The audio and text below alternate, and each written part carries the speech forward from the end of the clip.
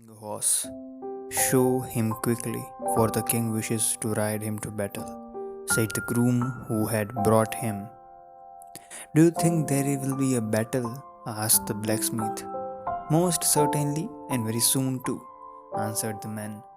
The king's enemy are even now advancing, and all are ready for the fight. Today, we will decide whether Richard or Henry shall be the king of England. The smith went on with his work. From a bar of iron he made for Horseshoe. These he hammered and shaped and fitted to the horse's feet.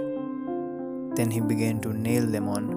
But after he had nailed on two shoes, he found that he had not nails enough for the other two. I have only 6 nails, he said, and it will take a little time to hammer out 10 more. Oh well, said the groom. Won't 6 nails do? Put 3 in each shoe. I hear the trumpets now. King Richard will be impatient. 3 nails in each shoe will hold them on, said the smith. Yes, I think we may risk it. So he quickly finished the shoeing, and the groom hurried to lead their horse to the king. The battle had been raging for some time. King Richard rode hither and thither, cheering his men and fighting his foes. His enemy Henry, who wished to be king, was pressing him hard. Far away at the other side of the field, King Richard saw his men falling back. Without his help, they would soon be beaten, so he spurred his horse to ride to their aid. He was hardly halfway across the story field when one of the horse's shoes flew off. The horse was lammed on a rock. Then another shoe came off. The horse stumbled and his rider was thrown heavily to the ground. Before the king could rise, his frightened horse, although lame, had galloped away.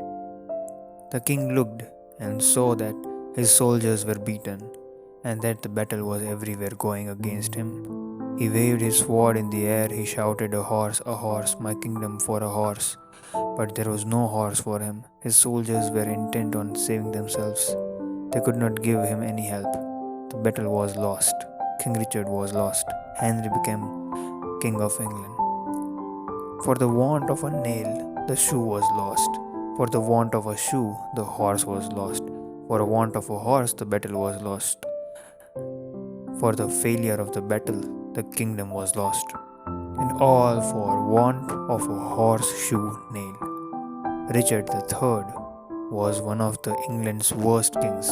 Henry, the Duke of Richmond, made war upon him and defeated him in a great battle. It's a truly inspirational tale and a great example of excellent moral values.